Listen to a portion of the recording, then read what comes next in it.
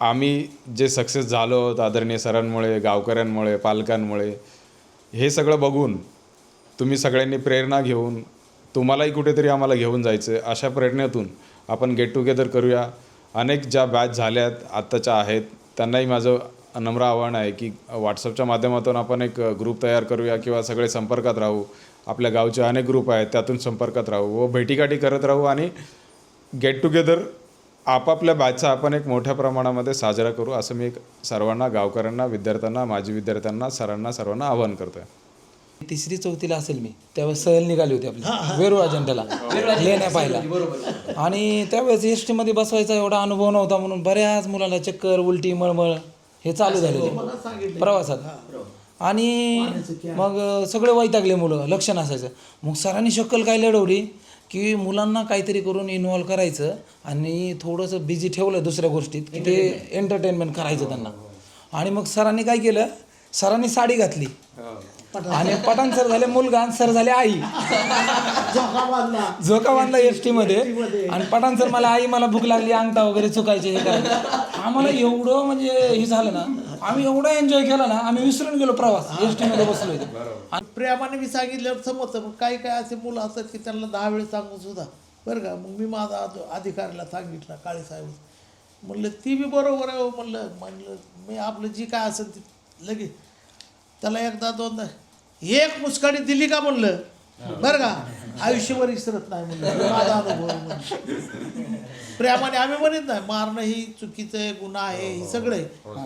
तुम्ही त्याला एकच कानचुलीत द्या बरं का, त्यांनी विसरलं नाही पाहिजे म्हणून. त्यांशी भेटणं वगैरे ह्या त्यांच्या गोष्टी आज पण अंतरवली गावच्या लोकांना मोह करून सोडतात आणि तेवढीच त्यांची लोकप्रियता पण आहे आज अंतरवलीमध्ये. हे खूप दिवसांनी भेटल्यानंतर मला इतका अभिमान वाटतो आणि इतका आनंद वाटतो अलग लक्षात, तर ते माझ्या आनंदाला पारावर नाही. जो मी आज आहे त्या वाचनामुळे आहे आणि भविष्यात वकील हा कायम वाचत असतो, हे फक्त सरांमुळे होऊ शकले, एवढंच मी सांगतो सरांसोबत. फक्त आता एकच आज कमतरता त्याच्यामध्ये की त्यांच्या हातामध्ये लाल कलरची छडी होती, त्याला लाल छडी म्हणायचं होतं आम्ही.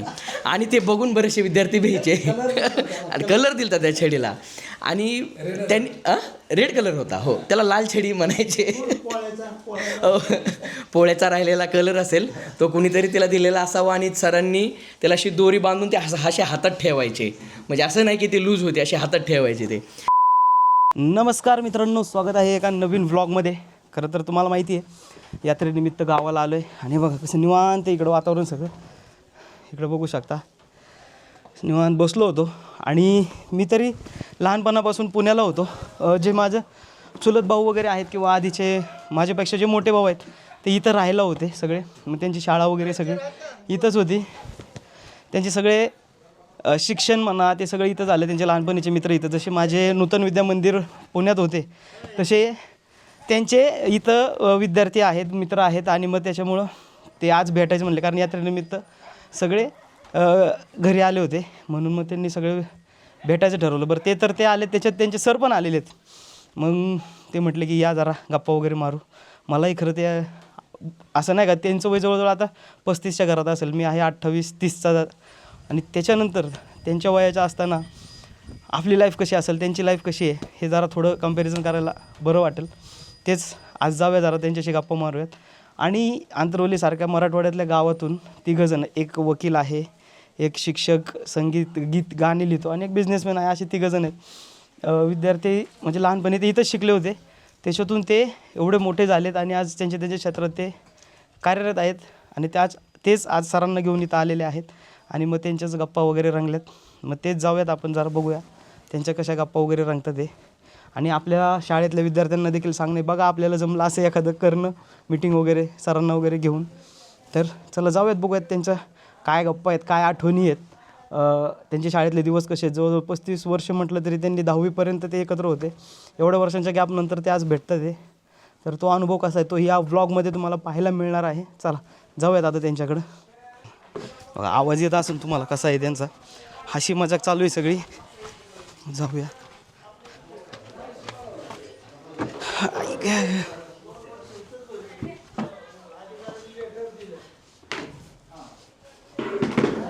हे बघा चांगल्या मस्त गप्पा रंगल्यात. फोटोशूट वगैरे चालू आहे सगळ्यांचं. सगळे निवांत बसलेत. चला आलो आहे आपण आता घरी. बघा इथं सगळे बसलेत. आता पण यांचं एकाचं आहे ना इंट्रोडक्शन घेऊयात.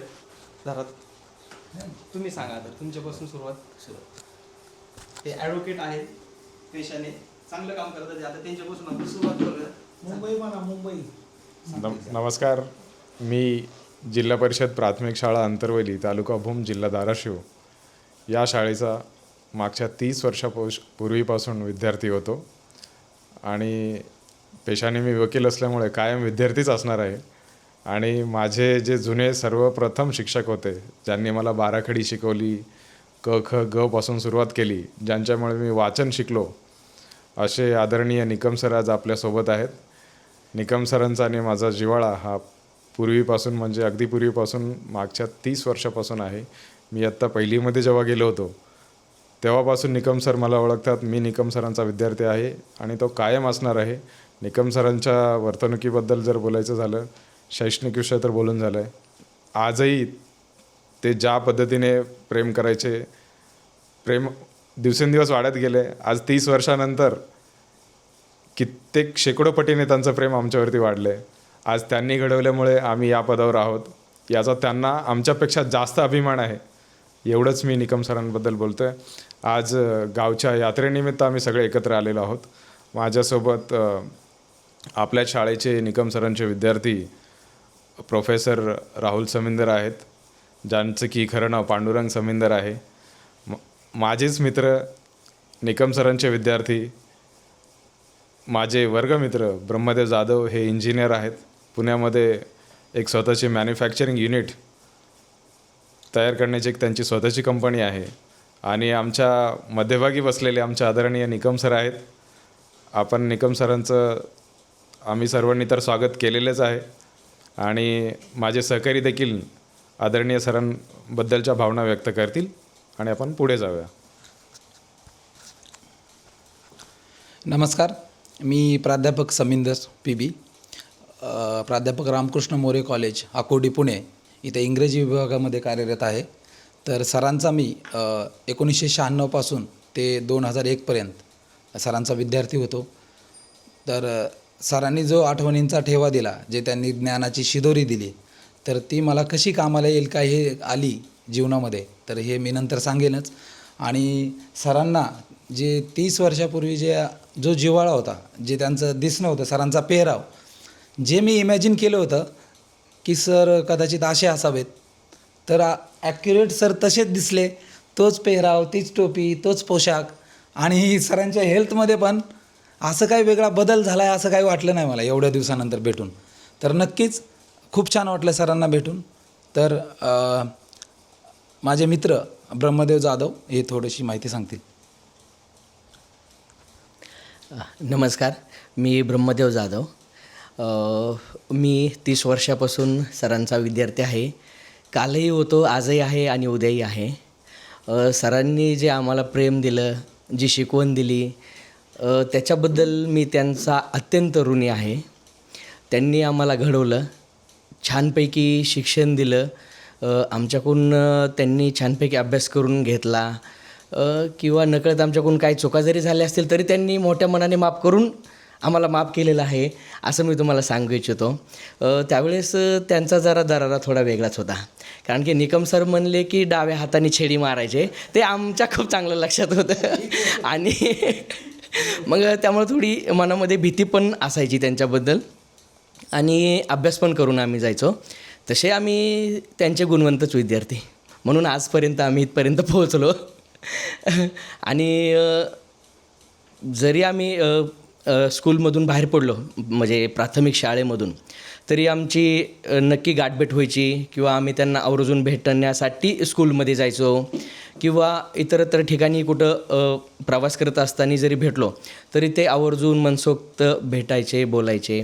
आणि त्यांची जीवनशैली अशीच आहे की जशी राहुल सरांनी आता सांगितलं की आहे तसंच पोशाख, आहे तसंच सगळं, बोलणं पण तसंच, सगळ्यांशी भेटणं वगैरे, ह्या त्यांच्या गोष्टी आज पण अंतरवली गावच्या लोकांना मोह करून सोडतात आणि तेवढीच त्यांची लोकप्रियता पण आहे आज आंतरवलीमध्ये. आणि मला तरी असं वाटतं की त्यांनी बरंचसं त्यांचं जीवन जे आहे ते आंतरवलीच्या स्कूलमध्ये त्यांनी घालवलेलं आहे, शिकवण्यामध्ये ह्याच्यामध्ये. आणि त्यांची बदली होत असताना बऱ्याचशा आंतरवलीच्या लोकांनी त्यांना जाऊन न देणे किंवा त्यांची बदली कॅन्सल करणे इथपर्यंत आंतरवलीचे लोक मदत करायचे की नाही आम्हाला निकमसरच पाहिजेत इथं. अशा पद्धतीने त्यांनी सगळ्या विद्यार्थ्यांना घडवलेलं आहे. तर त्याच निमित्ताने काल आमची भेट झाली आणि गेट टुगेदर करावं, भेटावं, असं थोडंसं पाहुणचार करावा ह्या पद्धतीने आज आम्ही प्लॅनिंग केलेला होता किंवा आहे अशा पद्धतीने. ओके, ठीक आहे.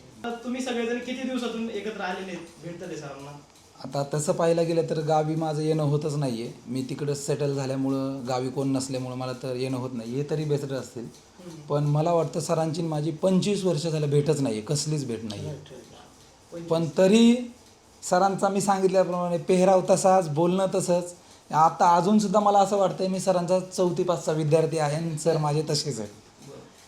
म्हणजे आता 25 वर्षानंतर तुम्ही सगळे भेटतात आहे. तर आता सरांकडे सर कसं वाटते, तुम्ही 25 वर्षानंतर सगळ्यांना भेटतात या तिघांना आणि ते त्यांच्या क्षेत्रात मास्टर आहेत, तर हे त्यांचं यश पाहून तुम्हाला कसं वाटतं? नमस्कार नमस्कार नमस्कार. हे खूप दिवसांनी भेटल्यानंतर मला इतका अभिमान वाटतो आणि इतका आनंद वाटतो, अलग लक्षात. तर ते माझ्या आनंदाला पारावर नाही.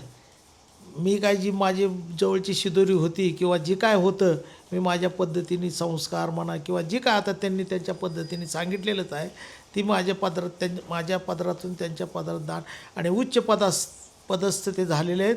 त्याला मला गर्व अभिमान आहे या गोष्टीबद्दल आणि प्रत्येक वेळेस मी त्यांची आठवण काढतो. पण भेट न झाल्यामुळं अशी कधी प्रत्येक वर्षी मी लग्न समारंभ असो किंवा मग त्या काळामध्ये त्यांच्या माझ्या भेटी होतात आणि केवळ मी बार्शीसारख्या ठिकाणाहून ह्यांच्या गाठी घेण्यासाठी मी इथं येतो.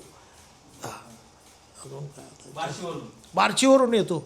बार्शी नाही कुठून मी लग्न समारंभ असला ना एकदा तर बिडार कुठं तर लग्न होते इथं, मला पत्रिका आली, फोन म्हणले निकम सर या म्हणले तुम्ही बरं का. आता दुसरा म्हटला तर जाऊ दे म्हणले.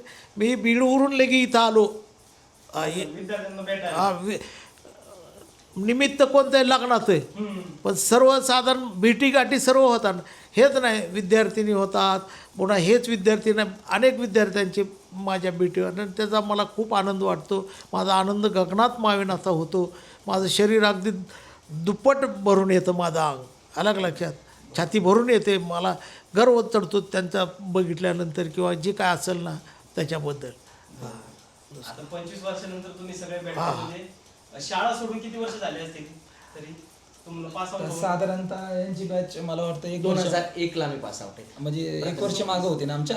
बरोबर 2001ला 2001ला आणि आम्ही 2000ला. तुम्ही 2000. साधारणतः यांची 2001ला हे पासआउट झाले. प्राथमिक शाळेमधून पुढे गेले. मग दुसऱ्या संस्थेमध्ये शिक्षण झालं आमचं. प्राथमिक शाळा त्यावेळेस 7वीला होती आणि मी त्यावेळेस 7वीचं बोर्ड दिलेलं आहे. 7वीची बोर्ड परीक्षा होती त्यावेळेस. पहिली 4थीला होती, नंतर 7वीला बोर्ड परीक्षा झाली. तर मला आठवतं आहे दांडेगावला माझं सेंटर आलं होतं एक्झामचं 7वीचं. तर ती बोर्ड परीक्षा मी दिली आहे. मग 7वीतून पास झालो की मग पुढच्या शाळेत गेल्यामुळं मग दुसरे सर आले, दुसरे टीचर भेटले, असंच झालं ते. म्हणजे जवळजवळ 26 ते आपण 27 किंवा 28 वर्ष पकडू. हो, तुम्ही pass out जास्त. झाले. आता लहानपण कोणी विसरत नसतं. आपण एकेकाकडून आपण येऊयात, यांच्याकडून सुरुवात करूयात. शाळेतल्या आठवणी काय सांगाल यांच्यासोबतच्या? माझ्या अनेक आठवणी आहेत तशा. सरांनी मला जे संस्कार दिले आहेत त्याच्यामध्ये एक किस्सा मी तुम्हाला सांगतो की जो मी आजही विसरलो नाही, कायम असेल आणि मी भविष्यात तो सरांनी जो मला नियम सांगितला आहे तो मी आजही कंटिन्यू केला आहे, पुढे सुरू ठेवला आहे. असा मला वाटतं की साधारण एक वर्गात हुशार असल्यामुळे मी मॉनिटर जास्त काळ राहिलो होतो. तर मी मॉनिटर होतो आणि वर्गाच्या बाहेरून सर असे जात होते. तर मी खूप मोठ्याने शिंकलो होतो एक दिवस. तर मग सरांनी बाहेरून विचारलं की कोण शिंकलं रे. तर माझे सहकारी होते, महेश गटकुळ होता, शिवाजी गव्हाणे असतील, ब्रह्मदेव होते, अशा अनेक जण होते. त्यांनी माझं नाव एक क्षणाचाही विलंब न करता पुढे करून टाकलं, सुभाष शिंकला. ठीक आहे. मग सर थोड्या वेळासाठी आतमध्ये आले. मला बोलले तू मॉनिटर आहे ना, तू अशा सवयी बोलले इतक्या मोठ्याने कोण शिंकतो. तर आता मला सांगायचं तात्पर्य आहे की मी तो जो शिंकलो होतो मोठ्याने तो शेवटचं शिंकणं होतं माझं मोठं. आता माझ्यासोबत अनेक वकील आहेत, अनेक माझ्या ऑफिसमधले कर्मचारी आहेत. मी कधीही शिंकायचं असेल तर बाहेर जाऊन शिंकतो. जर वेळ नाही मिळाला तर मी रुमाल घेऊन शिंकतो किंवा कमी आवाजात शिंकतो. ते मी माझ्या आयुष्यात आजही तो नियम कायम ठेवला जो मला सरांनी सांगितलं. तेव्हापासून ही माझी एक मोठी आठवण आहे. त्यानंतर सरांबरोबर आम्ही सहलीला गेलो होतो, तिकडच्या अनेक आठवणी आहेत. सरांनी अशा बरेच नियम घालून दिले होते, ते मी आजही तसेच ठेवलेत. आणि महत्त्वाचा मुद्दा म्हणजे सरांमुळे मी वाचायला शिकलो आहे. जो मी आज आहे त्या वाचनामुळे आहे आणि भविष्यात वकील हा कायम वाचत असतो. हे फक्त सरांमुळे होऊ शकलं, एवढंच मी सांगतो सरांसोबत. तसं पाहायला गेलं तर सरांबद्दल खूप सारा आठवणींचा ठेवा आहे की पठाण सर आणि तुम्ही ज्यावेळेस पठाण सराला मला वाटतं एक फुलपाखरू मिळालं होतं हो हां त्यांच्या बागेमध्ये कुठून तरी. त्यांनी ते कॅरी बॅगमध्ये भरून घेऊन आले आणि सकाळी प्रार्थना वगैरे असायची पहिली सगळे एकत्र आपण पवाराच्या इथं राहताना. तर त्या प्रार्थनेला आपण सगळे वर्ग एकत्र करायचो. ध्यानधारणापासून ते सगळं पसायदान सगळं व्हायचं. तर सगळ्या वर्गाच्या समोर सरांनी ते फुलपाखरू दाखवलं आणि ते वेगळंच होतं. ते असे गोल भिंग वगैरे होते पंखाला वेगळंच. तर सर म्हणले फुलपाखराविषयी काय लिहा तुमच्या आठवणी, काय वाटलंय फुलपाखरू पाहून. तर मुलांनी कोणी 4 ओळी लिहिल्या, काय लिहिलं असं लिहिलं आणि मला पण सांगितलेलं. पण मला काय झालं माहिती नाही. त्या फुलपाखरावर मी असं काही लिहिलं की शेवटी यमक आले शब्दांना आणि त्याची कविता झाली हे मलाच माहीत नव्हतं. आणि ती कविता सरांनी प्रार्थनेच्या वेळेस सगळ्यांना बोलून दाखवली की समींदरनी कविता लिहिली. मला एवढा प्रोत्साहन मिळालं की मला वाटलं मला कविता लिहायला येतात. मग दिसली गाई की कविता लिही, एखादं काही दिसलं झाड कविता, नदी कविता. मग असं करत करत मला लिहायचं एवढा म्हणजे इन्स्पिरेशन भेटलं. तर मला सांगायला आता अभिमान वाटतो. सध्या माझे एवढे सारे गाणे मी लिहिलेत. यूट्यूबला माझे गाणे सर प्रसिद्ध आहेत. लिरिक्स लिहिले, ॲक्टिंग करतो मी, डिरेक्शनमध्ये काम केलं आहे. म्हणजे तो जो सरांनी जो इन्स्पायर केलं ना छोटीसं ते की तू लिहू शकतोस, तर आज मी खूप सारं बऱ्याच काही गोष्टी लिहितो. तसं मी एकांकिका लिहिलेत, नाटकं लिहिलेत, कॉमेडी आणि जे काही आहे ते म्हणजे एक सरांची एक थाप जी असते ना ती आयुष्यभरासाठी कशी ठेवा बनून जाते त्याचं उत्तम उदाहरण मी तुम्हाला सांगितलं. आणि हे केवळ सरांमुळं घडलं आहे. तर तेवढी एक आठवण मी सांगतो. बोलायचं झालं तर जेव्हा मी पहिलीला शाळेमध्ये गेलो तेव्हा सर आहे तसा सेम ड्रेस, फक्त आता एकच आज कमतरता त्याच्यामध्ये की त्यांच्या हातामध्ये लाल कलरची छडी होती. त्याला लाल छडी म्हणायचं होतं आम्ही. आणि ते बघून बरेचसे विद्यार्थी भ्यायचे आणि कलर दिलता त्या छडीला. आणि त्यांनी रेड कलर होता, हो त्याला लाल छडी म्हणायचे. पोळ्याचा राहिलेला कलर असेल तो कुणीतरी त्याला दिलेला असावा आणि सरांनी त्याला अशी दोरी बांधून ते असे हातात ठेवायचे. म्हणजे असं नाही की ते लूज होते, असे हातात ठेवायचे ते असं होतं. तर मी पहिलीला असताना ते बघितल्यानंतर जरा मला थोडीशी भीती वाटली. तर कमीत कमी पुढचे 6 महिने मी माझ्या आजोबांना शाळेत घेऊन यायचो आणि ते मला सोडवायला यायचे शाळेमध्ये. तर जोपर्यंत ते बसलेले आहेत तोपर्यंतच मी शाळेत बसायचो. ते गेले की मी बी घरी जायचो.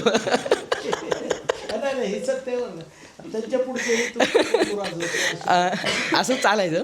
मग पुन्हा थोड्या दिवसानंतर पुन्हा प्रॅक्टिस झाली आणि मग पुन्हा जे काय ते रेग्युलर झालं. आणि त्याच्यानंतर हो ते होत. त्याच्यानंतर सरांचं एक मला खूप असं आवडलं की अभ्यास तर ते घ्यायचेत पण त्याच्याबरोबर त्यांचा जीव वनस्पतीवरती, झाडांवरती खूप जास्त जीव होता. असे मी शिक्षक पहिल्यांदाच बघितले. आपल्या प्राथमिक शाळेची जी झाडी आहे ती आज टिकून त्यांच्यामुळेच आहे. तर त्यांनी असं केलेलं होतं, एक विद्यार्थी एक झाड. त्यांनी बरोबर ना. आणि प्रत्येकजण निसर्गप्रेमी. तर त्याच्यामध्ये प्रत्येकजण नळ तिथून त्या डायरेक्ट घ्या हां झाडासाठी हो पडला तरी कुठून तरी आणून पाणी घालायचं हा नियम होता. पाणी होतं. हो झाड जागवा, झाडे लावा, झाडे जागवा दत्तक दिलेलं होतं. आठवतंय सरांचं लक्षच असं बसले असले ना कोणी झाडाला टिकून उभा राहिला झाडाला टेकला पान तोडलं तरी फटके. पान सुद्धा आज नसायचं किती लपून काय करणार बरं. झाडाला खास तर काय कोण दगड सुद्धा मारू शकत नाही. नाही त्याच्यावर एक मला किस्सा आठवतोय की सुभाष आणि आम्ही काय माहीत नाही सुभाषच्या काय लक्षात आलं, सुभाषने दगड घेतला आणि असा फटका मारला झाडावरती. ते झाडाची पांडी अशी तुटूनच खाली पडली गळून अशी. मग सरांनी बोलवलं ही कुणी केलं. मग ते महेश पवार आहे म्हणून त्यांनी कंप्लेंट केली ती सुभाषची. मग मला वाटतं तरी सुभाषला पनिशमेंट दिलीच. का रे असं झाड तोडतात का? तो मला नाही सर काय ते चुकून झालं, मला वेगळीकडे दगड मारायचा होता आणि ते झाडाची फांदीत तुटली, म्हणजे नवीन आलेली फांदीत. तर म्हणजे तेव्हा पण पनिशमेंट दिली. म्हणजे असं काही कोण हे नव्हतं त्यांच्यापाशी.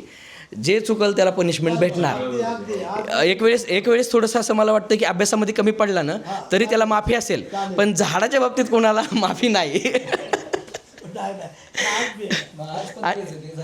हो डिडुरे लावला ती नवीन ग्रामसेवक आले माझे इतकं आता तुम्ही बोलू नका, पण माझे रिटायर्ड शेवटचं होतं अलग लक्षात. मला ग्रामसेवक काय म्हटले नवीन टाकायचे. मी म्हणलं मी तोडूनच देणार नाही म्हणलं, तोडूनच देणार नाही, नवीन टाकायचं. तर काय बोलावं म्हणलं. शेवट आम्ही रिटायर झालो मग ती तोड. आज एक बी तिथं झाड नाही काय ह्याच्या पुढं शाळेच्या आणि जेव्हा पाडा आम्ही सगळ्यांनी जपलं. मी एकटा नाही, पठाण सर म्हणा, काका सगळ्यांनी गटकळ सर विटा लावायचे. एक जरी वीट चुकून निघली अगर काढली तर आम्ही पोर असतेच की ते लावा. इतकं सुंदर दिसायचं की त्याला लाल कलर दिलेला होता अजून परत त्याला इटकरी कलर. मला लय वाईट वाटतं. त्यात आम्ही भरपूर त्याच्यामध्ये माती वगैरे टाकली होती आम्ही. हा आणून टाकली माती डोक्याच्या ह्याच्यातली. हो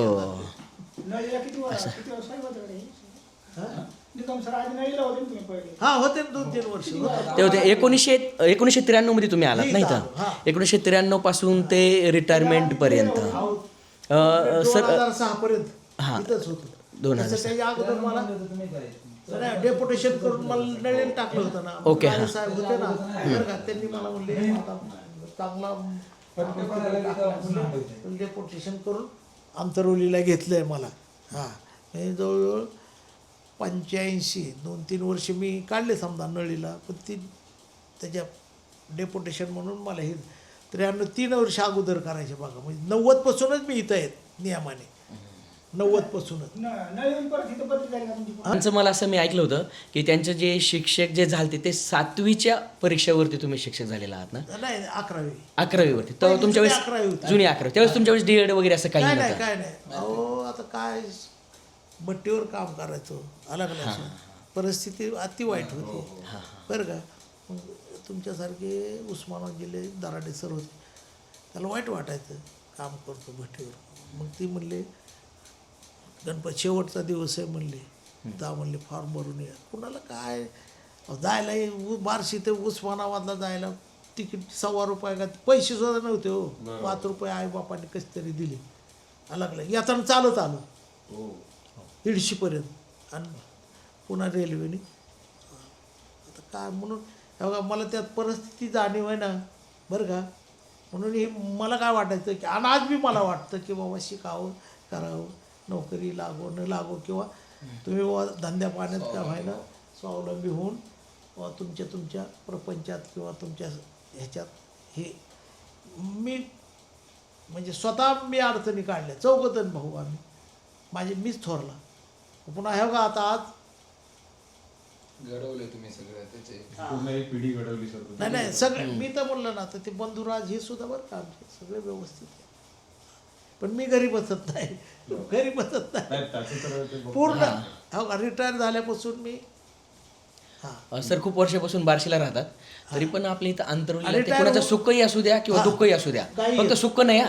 मी बऱ्याच वेळेस गावामध्ये जेव्हा पुण्याहून येईल ना तेव्हा काही कोणी एक्सपायर झालेलं असेल किंवा अंत्यविधी असेल तर त्याच्यासाठी पण ते आलेले आहेत आणि तेव्हा पण मी त्यांना भेटलेलो आहे.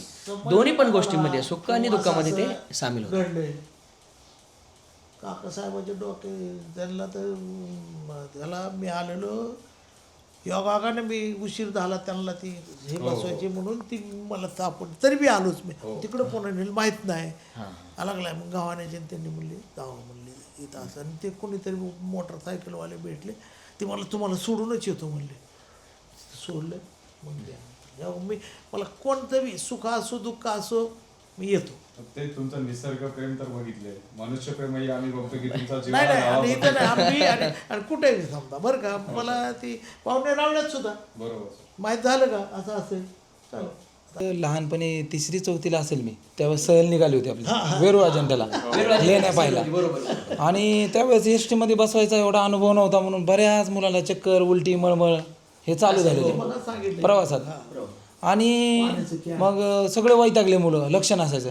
मग सरांनी शक्कल काय लढवली की मुलांना काहीतरी करून इन्व्हॉल्व करायचं आणि थोडंसं बिझी ठेवलं दुसऱ्या गोष्टीत की ते एंटरटेनमेंट करायचं त्यांना. आणि मग सरांनी काय केलं, सरांनी साडी घातली आणि पठाण सर झाले मुलगा आणि सर झाले आई. झोका बांधला एस टीमध्ये आणि पठाण सर मला आई मला भूक लागली अंगठा वगैरे चुकायचे हे करायचं. आम्हाला एवढं म्हणजे हे झालं ना, आम्ही एवढं एन्जॉय केला ना, आम्ही विसरून गेलो प्रवास. एस टीमध्ये बसलो होतो आणि सरांनी तेवढं करून पैठणला बरोबर पोहोचल्यावर कळालं की पैठण आलं म्हणून. नाही ही गोष्ट कधी म्हणजे फुल एंटरटेनमेंट केलं. म्हणजे सर सांगायचं तात्पर्य अगदी एवढं, बरोबर. सर मारायला पण तेवढेच होते. ते मारायला शिस्त लावण्यासाठी होते कारण ती कामी आली आम्हाला सर. अजून ते फटके ना एवढे कामी आलेत आणि जे तुम्ही मला शिकवले तेच मी पुढच्या जनरेशनला देतो. आता जे माझे विद्यार्थी आहेत त्यांना घडवायचं काम तसंच करतोय. जे मी शिकलोय तेच पाहिजे हो. त्यांनाही घडवतोय आणि ते नक्कीच पुढच्या पिढीला घडवतील. म्हणजे हा जो वारसा आहे ना तो असा अविरत चालू राहणार. आता म्हणले ना की बाबा माहिती नसतं एस टीत नाही बघा, आम्ही आपली बाथरूमला ह्याला कविता जी उतरली ती रॉंग साईडने अशी गाडी आली ती म्हणता का नाही हा आठवतं आमदारे आल्या आमदारे आल्या आठवतं, आमच्या डोक्यात. आठवतं. हा. पळाली होती डायरेक्ट. आडव्या तिला लाईनीत वाटलं हाय पाटा आपण दौलताबादला होतो वाटतं तेव्हा. नाही पैठणच्या इथं झालं, नाथसागरच्या इथं. ती विचारू नका. अटकलं होतं पाटा. ही तर त्या भोगलची तर ती तर विचारू नका एकटी चुकली नाही पण ती काय म्हणली आधारी म्हणली मी येत नाही. आणि परत खाली उतरली. हळू हळू हळू एक माणूस रागावला की म्हणले लेकरू बाहेर सोडून तिकडे कसे काय जातात. ती काय म्हणली मी नाही बाहेर येणार, मी झोपते गाडीतच. शिर्डीचे तुम्हाला आठवते का शिर्डीचं शिर्डीला नव्हतो मी. बरं का सांगतो की शिर्डीला सहल नेली. आता काळजी आमची सगळ्यांची पाटील सहल मी पठाण सर. हा आणि एक आता ती मला नाव आठवत नाही विद्यार्थीने हे राहिले पैसे एस टी पिशवी आली की तडा तडा तडा तिकडे 4थीला असेल बहुतेक 4थी किंवा 5. आणि आमचं एवढं त्याच्यावर हे राहायचं पण कशी आम्ही त्या स्पीकरमधून पुकारलो देवस्थानचं असतं का नाही आम्हाला काय करमाना गाड्या म्हणलं आता काय खरं नाही बरं का. मग मी येणं अजून कोणतरी म्हणलं त्याला अरे इष्टीकडे जाती कशी माणसाला जायला येत नाही तर ही कशी जायची म्हणलं हां. म्हणून मग आम्हाला राहणं ते ड्रायव्हर होता त्यांनी ती बरोबर म्हणलं आपल्या शाळेची विद्यार्थीने म्हणले त्यांनी घेतलं त्याला. तेवढ्यात आम्ही त्यांनी लांब आहे एवढ्या अंतरावरच त्यांनी हातायला लागला. हो सर म्हणलं आयला म्हणलं आले काळजी करू. तेव्हा आमच्या जीवात जीव आला. नाही तर आज एखाद्याचं लेकून न्यायचं सांभाळून जबाबदारीचं जबाबदारीचं. ती एक बघा तो एक वाईट अनुभव आम्हाला राहिलेला आहे. आताची जी मॉडर्न शिक्षण पद्धती त्याच्यामध्ये ती शिक्षा जी कमी केली ना सर त्याच्यामुळे खूप गोंधळ होत आहे. मुलांवर जे संस्कार घडायला पाहिजेत ना एक तर मुलं आई वडिलांचं ऐकत नाहीये. वडून घडवणारा दुसरा रोल म्हणजे जीवनामध्ये शिक्षक असतो. तर त्याचं पण शिक्षणाला त्याच्या लिमिटेशन्स आणलेत, मारणं कमी केले. सर मी आता जे शिकवतोय ना विद्यार्थ्यांना तर ना ते फक्त आपण त्याला पुस्तकी ज्ञान देतोय. बस तेवढंच ज्ञान जे जीवनाचं जे जीवन जगण्याचं जे नॉलेज पाहिजे ना जे वेळ प्रसंगी फटके देणं आदरपूर्वक भीती पाहिजे. मी माझा तर ती भीती संपते सर आता आत्ताच्या विद्यार्थ्यांना. मी सांगतो की माझा अनुभव मिटिंगमध्ये आपली मिटिंग भरायची ना महिन्याची हो असं तसं मारण्याच्या ह्याच्यावर म्हटलं प्रेमाने मी सांगितल्यावर समजतं. पण काही काय असे मुलं असतात की त्यांना 10 वेळ सांगू सुद्धा बरं का. मग मी माझा अधिकाऱ्याला सांगितलं काळे साहेब म्हणलं ती बी बरोबर आहे म्हणलं मी आपलं जी काय असेल ती लगेच त्याला एकदा दोनदा एक मुस्काडी दिली का म्हणलं बरं का आयुष्यभर विसरत नाही म्हणलं माझा अनुभव म्हणलं. प्रेमाने आम्ही म्हणत नाही मारणं ही चुकीचं आहे गुन्हा आहे हे सगळं आहे. तुम्ही त्याला एकच कानचुलीत द्या म्हणून बरं का त्यांनी विसरलं नाही पाहिजे म्हणून ही माझ्या मिटिंगमध्ये मी सांगितलं. ती भीती आहे ना सर माणूस घडवते ती काय ते आता नाही ना पाहिजे. आता नाही ना. आता मी सांगतो मी सिनियर कॉलेजला लेक्चरर आहे म्हणजे UGPGला दोन्हीला शिकवतो. तर मुलं कॉमेडी करतात आम्हालाही तसंच राहावं लागतं सर. आता ती छडी वगैरे काम करत नाही. तर आता त्यांच्या मेंटॅलिटीला मला ऍडजस्ट करून जगावं लागतं जे मॉडर्न जग आहे पहिले. तर मी वर्गाच्या बाहेर आलो सर. एक किस्सा सांगायला आवडेल. शिकून बाहेर आलो. आता मुलांचं काय असतं बघा सर इंस्टावर आहेत का सरांची प्रोफाईल बघायची सर काय काय करतात क्लासमधून बाहेर पडलं एक B.Com चा मुलगा माझ्या मागच आलाय. हो सर एक विचारू का म्हणलं आता याला काय अभ्यासाचा विचार आहे. अभ्यासाचं काय असेल म्हणलं एखादा इंग्लिशचा काय प्रॉब्लेम त्याला काय जमलं नसेल ग्रामर वगैरे. सर तुमचं लग्न झालंय का म्हणे. काय करायचं बाबा तुला? त्याला म्हणलं तुझ्या एवढा मुलगा आहे, मला निघ. खरंय की खरं. माझा मुलगा FY आहे म्हटलं लग्न झालं नको विचारू. असले मुलं आहेत आताचे. आता त्याला मारून बी चालत नाही.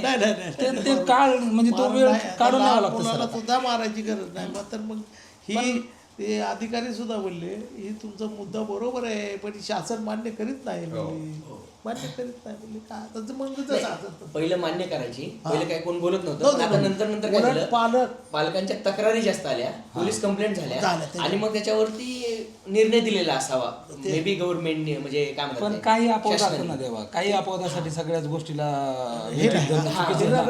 आम्हीला बी आता नाही रगडे तुमच्या सांगा इतका पोरगा म्हणजे उन्हाळ होता तो शेळ्या राखायचा. आता मग कोणतं म्हणलं ना शेळ्या बिचारा आपला राखायचा एवढा चावरी हासूड तुम्हाला तर माहिती बरं खांद्यावर त्याचे शेळ हे हासूड तुमच्या हातात देतो ते पालक म्हणा ते विद्यार्थी वारला म्हणा ते त्याला माझ्यासमोर फटके मारून द्या बरं म्हणलं कसा पळून जातो कसं हा छान फरक आहे सर. आताच्या तो स्वतः पालक म्हणायचा.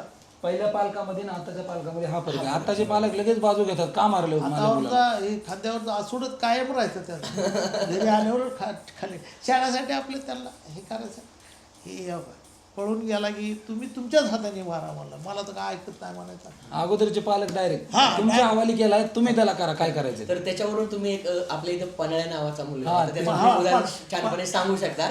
तुम्ही एक्सप्लेन केलं तर बरं होईल सर. तो मला काल यात्रेत दिसला त्याच्याकडे पाहून 15 मिनिट हसत होतो मी. कारण ना, सगळ्यात डांबरीस मुलगा म्हणलं ना पन्हाळ्या त्याला शिक्षणाची आवड नव्हती सर. साबळे आणि सरांचं काय होतं की तो शाळेत मला पाहिजे आणि तो पळून जायचा. मग सर काय करायचे पन्हाळा दिसत नाही रे आता जा त्याला पकडून आला. मग आमची ड्युटी एक टास्क दिला टास्क फोर्स आमचा 5 जण आणि तो रगेल होता सर. रगेल होता पण काय करा आम्ही 5 जण 2 पाय पकडायचे 2 हात पकडायचे आणि कमरेला तो किती वळवळ करू द्या त्याला उठून 1-2 तास लागू द्या सरापाशी आणून उभा करायचा. आणि तो आता दिसला मला मोठा झालाय. साबळ्याचं बी आता त्यांनी बघा ते काचाचं दुकान असले टाकले खिडक्याचं त्याच्या निम्म्या रस्त्यापर्यंत मी गेलो ती राहणार तिथला पण ती कदमाचा इथला भातचा आहे तो लांडे. बरं का ती ओळखू आहे ना मला तर त्याच्या लग्नाला लावलं मला असं माझ्या लग्नाला आलतात मला अंतरुलीला यायचं होतं त्याची उभा केली गाडी मला काय बाय ओळख सर माझ्या लग्नाला आलतात की 20 तारीख म्हणला 20 मे का काय ते. आणि योग असा बरं का परिपत्रक आलं की घरी जाऊन विद्यार्थ्याला शाळेमध्ये घेऊन या एवढंच आम्ही आता सर एक कनेक्शन सांगतो की पांचाळ साहेब होते तुमच्या काळात पंचायत सर होते ते सकाळी मॉर्निंगला प्रार्थनेच्या वेळेस अगोदरच यायचे. आणि ते आपले व्हिडिओ होते का ते आपले नाही एक्सटेन्शन ऑफिसर एक्सटेन्शन होते पंचायत. असं खिडकीतून मग आता कोण साहेब आले ते आपलं काम चालू आहे साहेब येऊन आता कोण जनरल काय केलं आपलं काम चालू आहे जो ना. प्रामाणिक आहे त्याला अलर्ट राहायची गरज नाही काहीच गरज नाही. त्याचं तो नियमित करतो बरं का? ढोंग करायची गरज आणि नाही. मग पाटील सर आणि मी 2दा असं आला बरं का मी दुसरी वेळ आहे म्हणले निकम सर आणि पाटील सर तुम्ही कुठे गेलते म्हणलं जी विद्यार्थी गैरहजर त्यांच्या घरी गेलतो काय परिस्थिती हो काय लगेच जवळ एक विद्यार्थी घेऊन आलो एक ती साबळे नाही मात्र गेला पळूनच गेला ते तिथंच असल्यामुळे त्याच्यावर कसं आहे चालायचंच. आता म्हणलं काय करता मुलगा मी शक्यतो अजून त्याच्यावरून मी एक तुम्हाला सांगतो जी विद्यार्थी आपली पहिली किंवा दुसरी मी टिंब ठेवायचं त्याची डायरेक्ट ॲबसेंटी करीत नाही माझा अजून बी रेकॉर्ड असेल बरं का. ते पांचाळ साहेब सकाळी सकाळी द्यायचे मग सकाळी प्रार्थनेच्या वेळेस यायचे आणि आपली प्रार्थना झाली की एक कुठलीही ती स्टोरी गोष्ट सांगायची ती त्यांची खासियत होती ती पंचायत सरांची. म्हणले ही काय हजेरी मांडली नाही म्हणलं आता एक 5-10 मिनटासाठी काय कशात साहेब त्याची ॲबसेंटी पडती म्हणलं बरं का येईल तो आहे का नाही येईल ना येतोच हा म्हणून तर येऊ का सर हे आला का नाही विनाकारण कधी काही एक 10 टाइम सुद्धा माहिती होता मिनिट सरांना. 10 मिनिट मी वाट बघतो म्हणलं 10 मिनिट बरं का. आणि मग तर माझ्या तुम्ही हाजऱ्या काढून बघा माझ्या पहिली दुसरीच्या नाही सगळ्या 7वीपर्यंतच्या शाळेवर तुम्हाला एक बी ॲबसेंटी दिसणार नाही कॅटलॉगवर तुम्ही बघा ना यायचे सगळे कंपल्सरी यायचं. सुट्टीच्या दिवशी आलेले आम्ही तुम्हाला बघितले सर. गुरुवार शनिवारी हाफ डे होता ना तो गुरुवारी करून घ्या पठाण सरनी पठाण सरनी आपण आता ही यायची ती यायची बाजारचा टाईम आहे आमचं पोरग जरा शेळ्याकडे लावायचं ह्याच्याकडे लावायचं त्याच्याकडं पठाण सरनी बरं का कोणते साहेब होते काय बाबा ते त्यांच्याकडून परवानगी आणली त्यांनी तेव्हा शनिवारच्या ऐवजी इथं बाजार असल्यामुळं आम्हाला विद्यार्थी बेरादर राहतात म्हणून विचारून येतात पण ती ॲबसेंटी पडलीच की त्याची मग ती गुरुवार आम्हाला गुरुवारी हाफ डे हां गुरुवारीच केला बघा त्या काळात असं आहे का?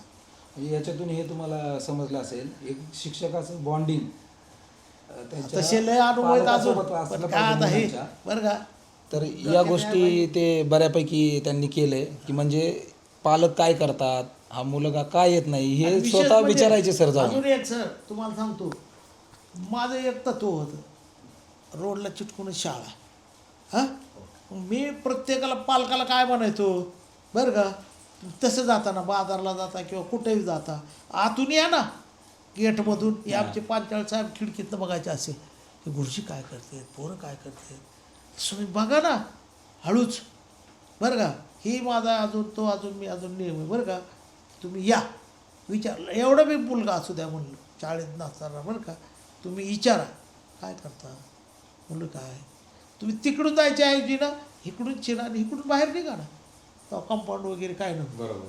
बरं का इकडून मग त्यावेळेसपासून लोक काय करायचे आता गडबडीवाले जायचे बरं का पण यायचे मग बघायचे जायचे राम राम गुरुजी राम राम सुद्धा आम्हाला करू नका फक्त बघा काय चाललंय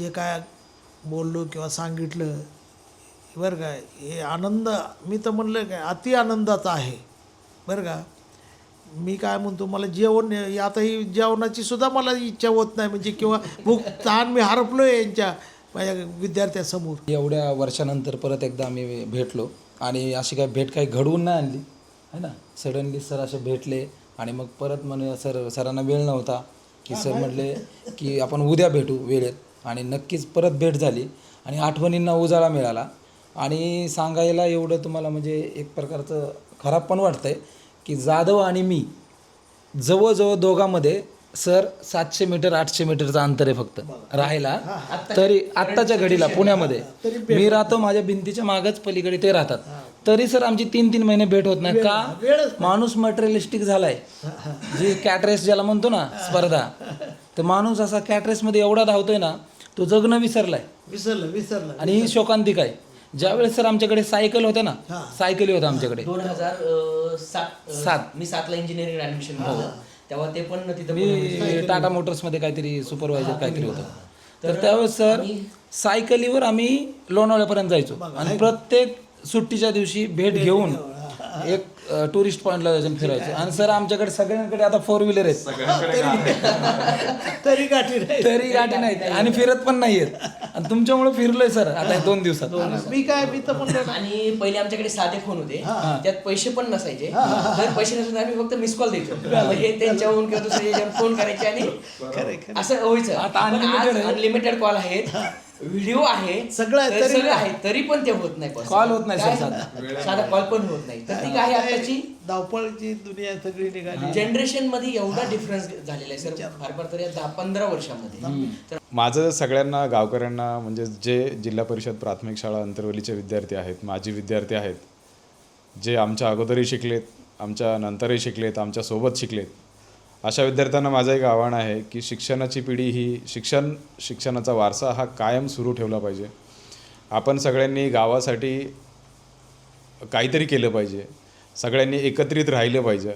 राजकारणाच्या दिशा प्रत्येकाच्या वेगळ्या जरी असतील तरी शिक्षण हे सर्वांना समान मिळत असतं आणि ते तसंच पुढे सुरू राहिलं पाहिजे. म्हणून आता एक नवीन संकल्पना तुम्ही बघत असाल की या शाळेचा त्या कॉलेजचा गेट टुगेदर झाला, माजी विद्यार्थी शिक्षक प्राध्यापक सगळे एकत्र भेटलेत. तसं आपण आपल्या अनेक बॅच ज्या आतापर्यंतच्या गेल्यात आमच्या अगोदरच्या आमच्यासोबतच्या किंवा आमच्या नंतरच्या असं एक आपण गेट टुगेदरचा असा एखादा प्लॅन करूया. असे सोहळे आपण गावामध्ये गावाच्या आजूबाजूला करूयात आजकाल सर्वांकडे मोबाईल आहे, सोशल मीडिया प्रत्येकजण वापरतो आहे. आपण सोशल मीडियाच्या माध्यमातून किंवा हा व्हिडिओ ज्यांच्यापर्यंत जाणार आहे, गणेश जाधव या व्हिडिओसाठी खूप मोठे कष्ट घेणार आहेत. हा व्हिडिओ त्यांच्या कष्टाचं फळ म्हणून आम्ही जे सक्सेस झालो आहोत आदरणीय सरांमुळे, गावकऱ्यांमुळे, पालकांमुळे, हे सगळं बघून तुम्ही सगळ्यांनी प्रेरणा घेऊन तुम्हालाही कुठेतरी आम्हाला घेऊन जायचं आहे, अशा प्रयत्नातून आपण गेट टुगेदर करूया. अनेक ज्या बॅच झाल्यात आत्ताच्या आहेत त्यांनाही माझं नम्र आव्हान आहे की व्हॉट्सअपच्या माध्यमातून आपण एक ग्रुप तयार करूया किंवा सगळे संपर्कात राहू. आपल्या गावचे अनेक ग्रुप आहेत त्यातून संपर्कात राहू व भेटीगाठी करत राहू आणि गेट टुगेदर आपापल्या बॅचचा आपण एक मोठ्या प्रमाणामध्ये साजरा करू, असं मी एक सर्वांना, गावकऱ्यांना, विद्यार्थ्यांना, माजी विद्यार्थ्यांना, सर्वांना आवाहन करतो आहे. तर नक्कीच सरांशी भेटून आता सगळ्यांना आनंद झाला आहे. आठवणी यांचा उजा असाच दिला आणि एक ॲडव्होकेट पगारे साहेबांनी सांगितल्याप्रमाणे तर गेट टुगेदर करूयात आणि नक्कीच ज्या समाजात आपण घडतो, जिथं शिक्षण घेतो त्या समाजाचं नक्कीच आपण काहीतरी देणे लागतो. तर नक्कीच सर्वजण एकत्र झालं तर आपल्या शाळेसाठी, आपल्या गावासाठी नक्कीच काहीतरी घडेल आणि करूयात असं मला वाटतं. तर या व्हिडिओच्या माध्यमातून तो एक फायदा नक्कीच होईल आणि भेटून सर खूप छान वाटलं. मला मी तर म्हणलं ना, कधी सुद्धा मला फिकीर नाही.